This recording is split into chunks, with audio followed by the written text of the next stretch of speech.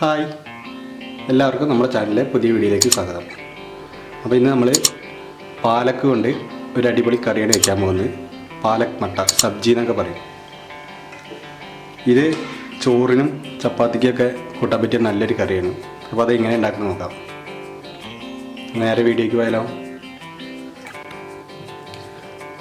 അപ്പോൾ പാലക് ബട്ടർ ഉണ്ടാക്കുന്നതിനായി ആദ്യം ഒരു പാൻ അടുപ്പത്ത് വെച്ച് ചൂടായതിന് ശേഷം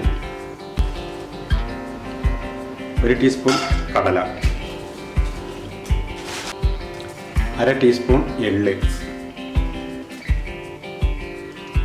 കടലമാവ്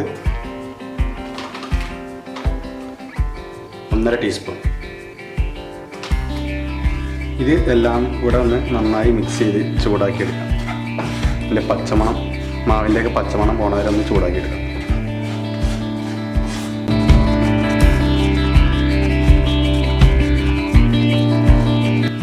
ഇപ്പോൾ മാവിൻ്റെ പച്ചമണമൊക്കെ മാറിയിട്ടുണ്ട്. ഇനി ഇതൊന്ന് ചൂടാറിയതിന് ശേഷം മിക്സിയിലിടൊന്ന് പൊടിച്ചെടുക്കണം. ഇത് നമ്മുടെ കറിക്ക് ഒരു പ്രത്യേക ടേസ്റ്റും കിട്ടും, അതുപോലെ കറിക്ക് നല്ല കൊഴുപ്പും കിട്ടാൻ വേണ്ടിയിട്ടാണ് ഇത് ചേർക്കുന്നത്. അപ്പോൾ ഇനി ഇത് ചൂടാറിയിട്ടതൊന്ന് അരച്ചെടുക്കാം. വെള്ളം കൂട്ടാതെ അരച്ചെടുക്കണം, ജസ്റ്റ് അത് പൊടിച്ചെടുക്കാം. ഇനി നമുക്ക് പാലക് ചീര ഒന്ന് വേവിച്ചെടുക്കാം. അതിനായി ഒരു പാത്രത്തിൽ എണ്ണ കുറച്ച് ഒഴിച്ചതിന് ശേഷം, എണ്ണ ചൂടായതിന് ശേഷം 2 പച്ചമുളക് നെടുകെ കീറിയത്, കുറച്ച് വെളുത്തുള്ളി ഇത് ചേർത്ത് നന്നായി ഒന്ന് വഴറ്റി കൊടുക്കാം.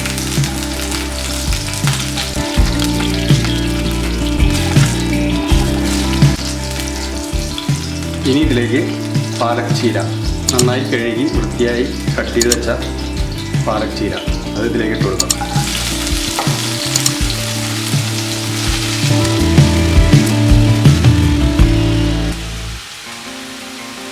ചീരയ്ക്ക് ആവശ്യമുള്ള ഉപ്പും കൂടിയും ചേർത്ത് കൊടുക്കാം. ഇതിൽ വെള്ളമൊന്നും ചേർക്കേണ്ട ആവശ്യമില്ല. ഇത് ഇങ്ങനെ തന്നെ വെച്ച് ഒരു 5 മിനിറ്റ് ഒന്ന് വേവിച്ചെടുക്കാം.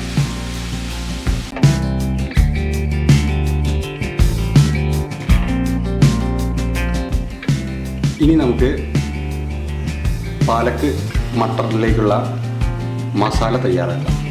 അതിനായി ഒരു പാത്രം അടുപ്പത്ത് വെച്ചതിന് ശേഷം കുറച്ച് ഓയിൽ ഒഴിക്കാം.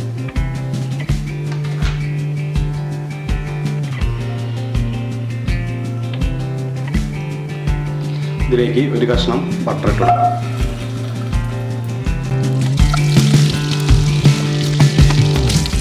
ഇപ്പോൾ ബട്ടറൊക്കെ നന്നായി മെൽറ്റ് ചെയ്തിട്ടുണ്ട്. ഈ സമയം ഇതിലേക്ക് 1 ടേബിൾ സ്പൂൺ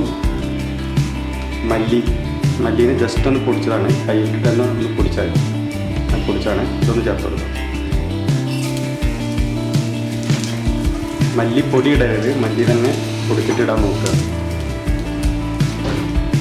ഇനി ഇതിലേക്ക് 1 ടീസ്പൂൺ ചെറിയ ജീരകം കൂടി ചേർക്കാം.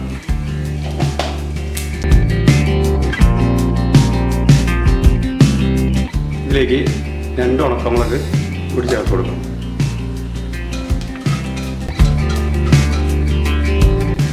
ഇനി ഇതിലേക്ക് കുറച്ച് വെളുത്തുള്ളി, ഒരു 6-7 വെളുത്തുള്ളി ചെറുതായി കട്ട് ചെയ്ത് ഇത് ചേർത്ത് കൊടുക്കാം. കുറച്ച് ഇഞ്ചി, ഒരു ചെറിയ കഷ്ണം ഇഞ്ചി ചെറുതായി അരിഞ്ഞതാണ്.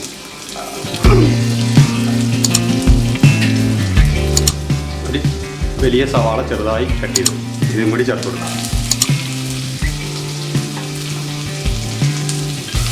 ഇത് നന്നായി വഴറ്റിയെടുക്കണം. ഉള്ളിയൊക്കെ നന്നായി വഴറ്റിയെടുക്കുക.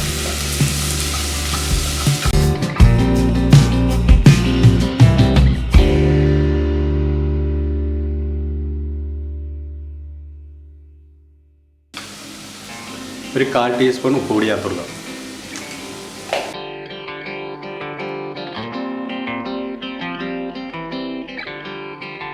ഇപ്പോൾ സവാളയൊക്കെ വഴണ്ടി വന്നിട്ടുണ്ട്.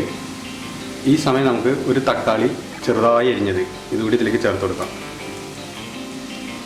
ഇനി ഇതൊന്ന് നന്നായി മിക്സ് ചെയ്തതിന് ശേഷം ഒരു 2-3 മിനിറ്റ് അടച്ച് വെച്ച് വേവിക്കാം. അപ്പോൾ തക്കാളിയൊക്കെ നന്നായി വെന്ത് വരും.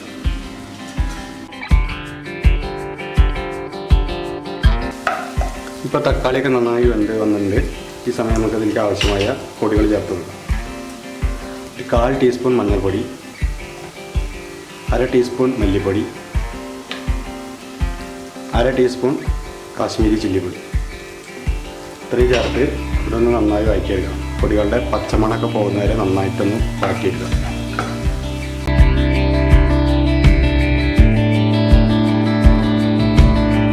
ഇപ്പോൾ പൊടികളുടെ പച്ചമണമൊക്കെ പോയിട്ടുണ്ട്. ഈ സമയം നമുക്ക് നേരത്തെ വറുത്ത് വെച്ച മാവും കടലെല്ലാം കൂടി അരച്ചതാണ് ഇത് ഇതിലേക്ക് ചേർത്ത് കൊടുക്കാം. ഇതൊന്ന് നന്നായി മിക്സ് ചെയ്യാം.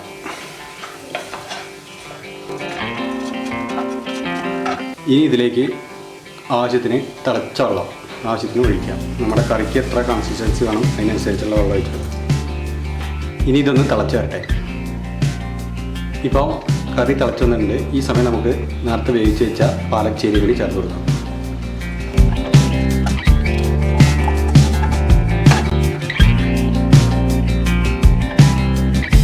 ഇനി നമുക്ക് തീ ഓഫ് ചെയ്തിട്ട് ഇതിന് മേലൊന്ന് വറുത്തിടണം. അതുകൂടി എങ്ങനെ നോക്കാം. അപ്പോൾ ഇത് വറുത്തിടാനായി ഒരു പാത്രം അടുപ്പത്ത് വെച്ചതിന് ശേഷം ഒരു കഷ്ണം ബട്ടർ ഇട്ട് കൊടുത്തിട്ടുണ്ട്.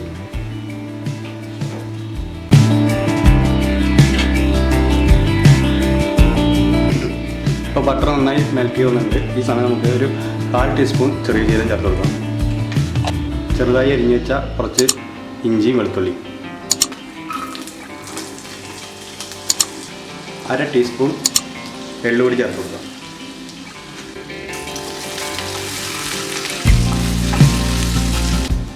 ഇഞ്ചി വെളുത്തുള്ളിയൊക്കെ നന്നായി മൂത്ത് വന്നിട്ടുണ്ട്. ഈ സമയം തീ ഓഫ് ചെയ്യാം. അതിനുശേഷം 1/2 ടീസ്പൂൺ കാശ്മീരി ചില്ലി പൊടി ഇതിൽ ചേർത്ത് നന്നായി മിക്സ് ചെയ്തതിന് ശേഷം ഇത് നമ്മുടെ കറിയിലേക്ക് ഒഴിച്ചു കൊടുക്കാം.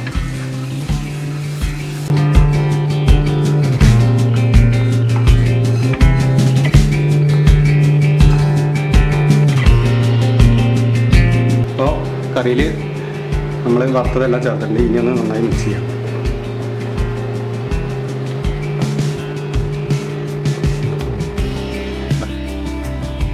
ഇതുപോലെ ഇരിക്കും നമ്മുടെ പാലക് മട്ടർ.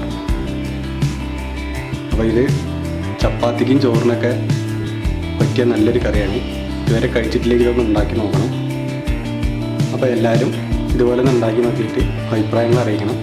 വീഡിയോ ഇഷ്ടപ്പെട്ടാൽ ഒന്ന് ലൈക്ക് ചെയ്യണം, ഷെയർ ചെയ്യണം, ഒന്ന് സബ്സ്ക്രൈബ് കൂടി ചെയ്യണം കേട്ടോ. അപ്പോൾ അടുത്ത വീഡിയോ ആയിട്ട് വീണ്ടും കാണാം.